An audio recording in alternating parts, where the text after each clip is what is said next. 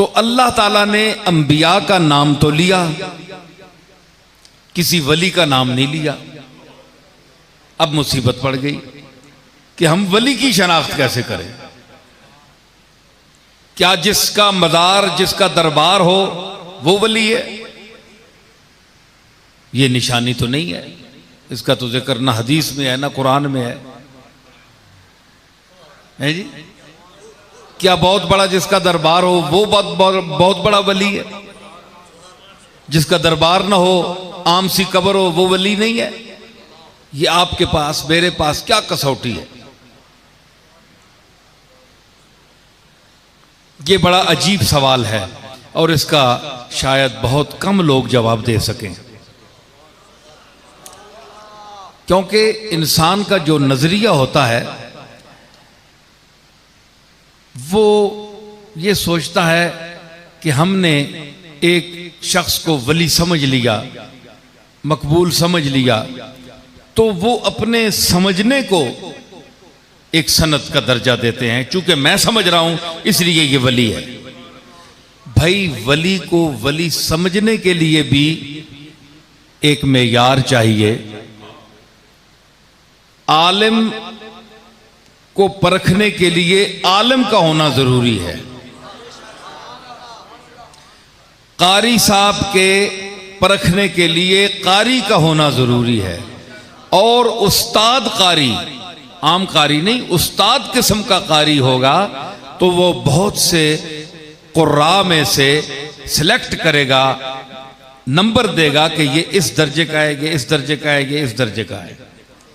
उलमा में से जय्यद आलिम होगा और मुदर्रिसीन में से भी जो मलिकुल मुदर्रिसीन हो, सरदार किस्म का मुदर्रिस हो, वो बता सकता है कि फलां मौली साहब मैब्जी किस तरह पढ़ा सकते हैं, कुदूरी किस तरह पढ़ा सकते हैं, काजी और अहमदुल्ला किस तरह पढ़ा सकते हैं,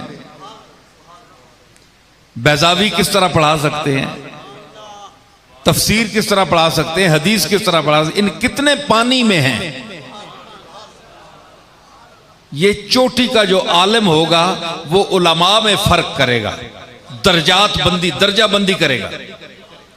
एक अनाड़ी आदमी को क्या पता, बोलते तो सब हैं, दो चार लफ्ज तो सभी बोल लेते हैं, लेकिन इल्म की कसौटी पर जब तोला जाएगा, परखा जाएगा, तो चंद एक आदमी निकलेंगे जो उसमें यार पर आएंगे।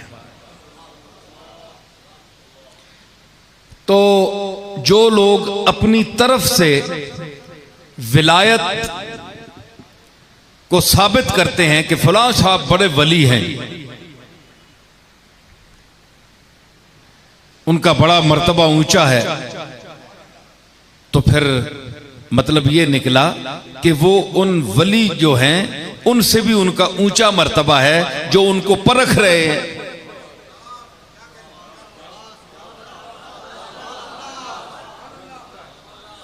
मेरी बात समझ रहे हैं? मेरी जरा गुफ्तगू और अंदाज की होती है ताकि कुछ मैं आपको दे कर जाऊं, ये मैं चाहता हूं।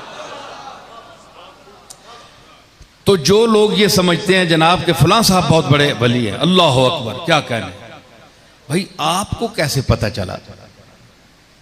अल्लाह ने तो कोई निशानी नहीं दी, नाम नहीं लिया किसी का, आपकी मर्जी है जिसे वली बनाते फिरे। और आपने अपने तरीकों से किसी को कोई मकाम दिया हुआ है, किसी को कोई मकाम दिया हुआ है, लेकिन अल्लाह ने जिनको मकाम दिया है वो कौन सा तबका है? जो अल्लाह का वली है, जो अल्लाह के वली हैं, ये तो आपने बनाया है ना। जिस तरह आजकल बेजा अलकाबा जगह इस्तेमाल हो किए जाते हैं स्टेजों पर, ये मेरे लिए भी है, मौलाना रियाजुद्दीन साहब ने अल्लामा का लफ्ज़ इस्तेमाल किया। मैं तो अल्लामा नहीं हूँ, बहरहाल इनकी मोहब्बत है, अच्छे, चूँकि इनकी खुद अच्छा ज़हन है तो इसीलिए मुझे कह गए हैं, लेकिन मैं अपने आप को इस काबिल नहीं समझता। तो इससे बड़े बड़े लफ्ज़ स्टेज पर बोले जाते हैं मशाइख के लिए, उलमा के लिए, तो जो लोग बोलते हैं उनको शायद ये पता होगा कि ये किस मर्तबे के हैं। क्या उन्होंने कभी उनको परखा है? या बेदरेग अल्फाज अलकाब इस्तेमाल कर दिए जाते हैं? क्या वो उनके उस्ताद हैं या उनसे बड़े हैं, या उनको कभी परखा है उन्होंने कि उनके लिए ये लफ्ज इस्तेमाल कर रहे हैं? नहीं, इत्तेफाकन मुलाकात होती है स्टेज पे, लेकिन बेदरेग तौर पर बोल देते हैं। और वो लोग भी खुश होते हैं कि मुझे ये कहा जा रहा है। मुझे बुलंद अलकाब से भी पीर हजरात भी खुश होते हैं, उलमा भी खुश होते हैं।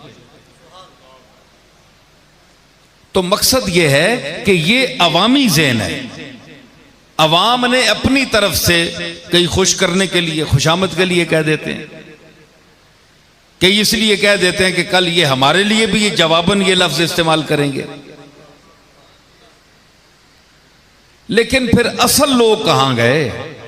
असल उलमा कहां गए? असल मशाइख कहां गए? असल वली कहां गए? उनकी निशानी क्या है?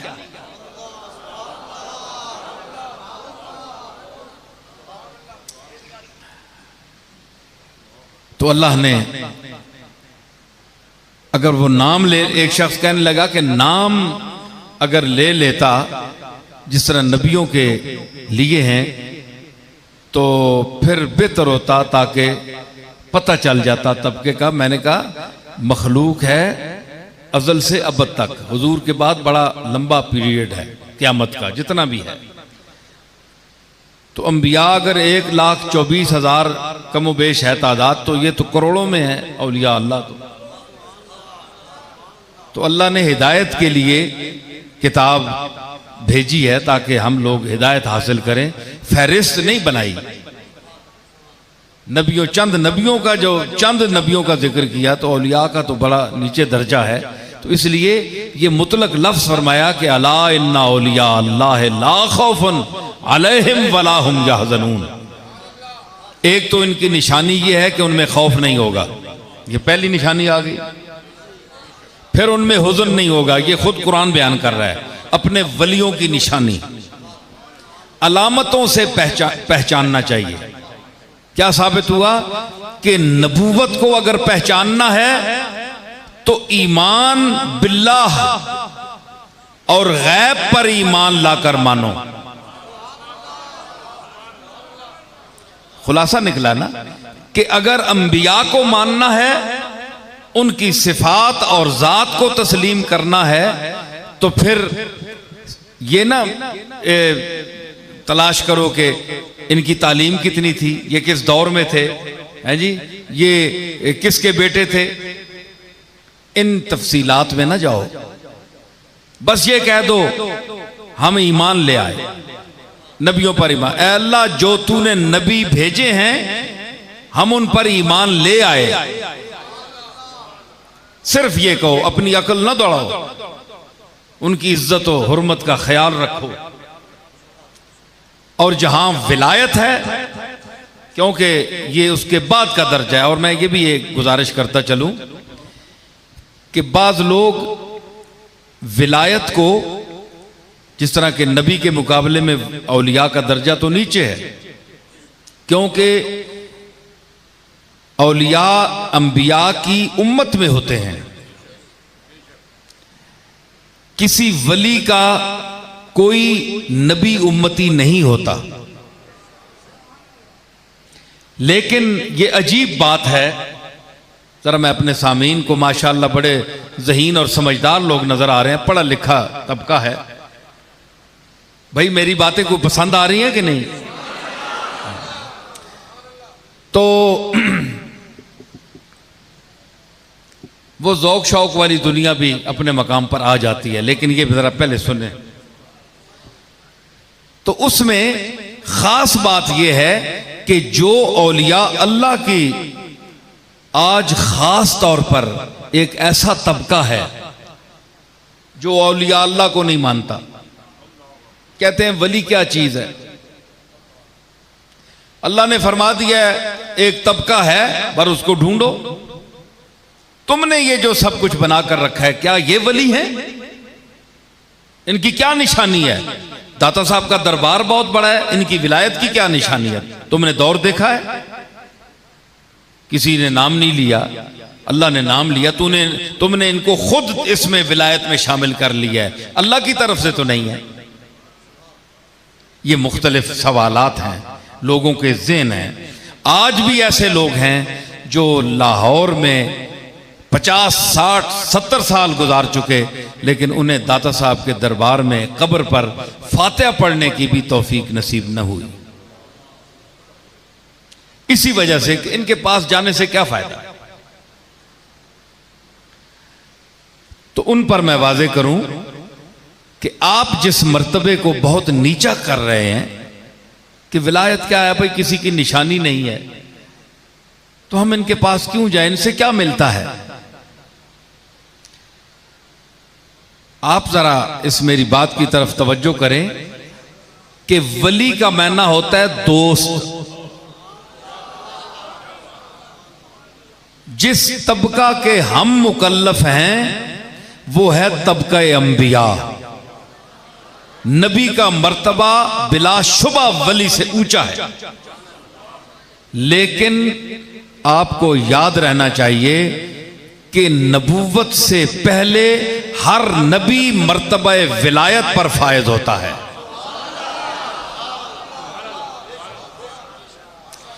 क्यों?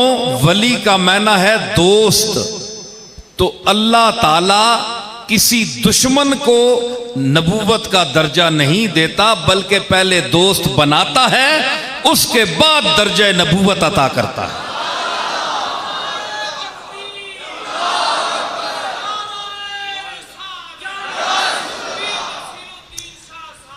आप देखें, इसकी मैं मिसाल देता हूं। आप कहते हैं महबूब खुदा, हबीब खुदा, हबीब मैंने प्यारे, तो दोस्त प्यारा होता है ना। हुजूर के लिए जो हम लफ्ज बोलते हैं हबीब खुदा, महबूब खुदा, तो हबीब का माना प्यारा, तो प्यारा दुश्मन तो नहीं होता ना, प्यारा दोस्त होता है। तो इसमें भी दोस्त का मफहूम है, हबीब खुदा में भी दोस्त का मफहूम है। मोहब्बत की जाती है दोस्तों से। तो अंबिया जो हैं ये असल में ऐलान नबूवत से पहले अल्लाह के महबूब होते हैं, अल्लाह के दोस्त होते हैं, मर्तबा विलायत पर फायज होते हैं। तो जिस तरह डिग्री बढ़ाई जाती है ना, दर्जा बढ़ाया जाता है, तो उस दर्जे पर जब विलायत की तकमील हो जाती है, उसके बाद फिर खबर देने का हुक्म दिया जाता है। नबौन मैंने खबर, नबी खबर देने वाला।